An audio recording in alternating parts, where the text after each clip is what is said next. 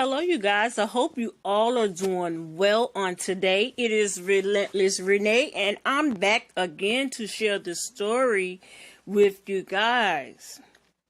And the title reads, Teacher Charged with Hiring Hitman to Kill Student. After molestation accusations, pleads not guilty. A St. Louis teacher with HIV is accused of taking a student out of class and molesting him. 3 years later, police said the teacher tried to hire a hitman to kill the child and his family. On Wednesday, both the teacher and his accomplice made a rare court appearance. Deontay Taylor, 36, and his accomplice, which is his boyfriend, Michael Johnson, 66, were both in court on Wednesday afternoon. They both pled not guilty to a multitude of charges. Police said while Taylor was working as a teacher's aide at Luster Elementary in 2015, he molested a 7-year-old student.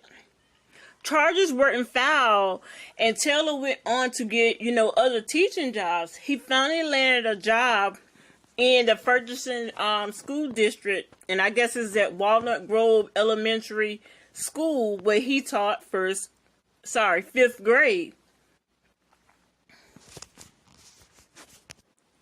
Now, the school district, of course, there was investigated about the way that they, hire and screen for teachers and stuff. But it says that Mr. Taylor went through the same process that all of the teaching candidates go through. And I guess one of the representatives, quote unquote, says everyone goes through a criminal background check, sexual abuse registry background check. And there was nothing that showed up, on the behalf of the accused teacher. But it goes to show that Taylor was arrested in November of 2018 after his DNA was found to be matched to the samples, found on his former student. But months later, while behind bars awaiting trial, police said Taylor and Johnson tried to hire a hitman to kill the child and his family. All the while, the teacher, which his last name is Taylor, he was still being paid by the school district. So that goes to show you that he was behind bars, accused of molesting a student, and he's still getting a paycheck from the district. We all know that everybody receives due process, and he had an opportunity to have due process when those initial charges were filed.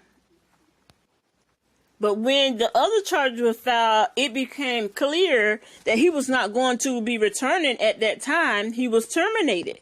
Taylor is facing felony sodomy charges, while he and his accomplice face conspiracy to commit murder and witness tampering charges. Taylor's alleged victim is now 10 years old. He and his family have started a GoFundMe page to help recoup some of the expenses they've had over the past 3 years. But y'all, listen. I can't understand how in the world anybody will even want to sexually harass anybody, especially a kid. Now, when this teacher, which his name is Deontay Taylor, 36 years old, and this kid was 7, not only was he a sexual predator, but I'm not saying anything about him being, gay or anything like that. But to each his own. I had nothing against gay people. But the 7-year-old student, Like, are you kidding me? 7 years old, you are 36 years old, and you're going to put your eye on a 7-year-old, and not to even mention that this kid, you going to have to live with this for the rest of his life. And then the thing about it is, the teacher was HIV positive. You know, out of all this right here, you guys, I just hope, I don't care how old your kid is, especially with your child being very, very young, talk with your kids and just let them know certain places that they are not to be touched. I don't care who it is. Listen, just help them to understand that it's wrong. Even if somebody says something to them out the way, just have an open mind so your kid can come to you and say whatever they need to say. My baby is 5 years old, and the school that she goes to is very small, and I am so happy of that. But it's still predators everywhere. If I had the brains and knowledge or the resources to have my child homeschool, I promise you I would. But my husband had to go to the school because my daughter, she had a panic attack because she had to do number 2, and she was scared she wasn't going to wipe herself good. So he had to go to the schoolhouse to take care of her, because the teachers are not allowed, no matter how bad a child got to go to the bathroom, no matter how bad a child messed or soiled their clothes, they are not to help the students at any given time.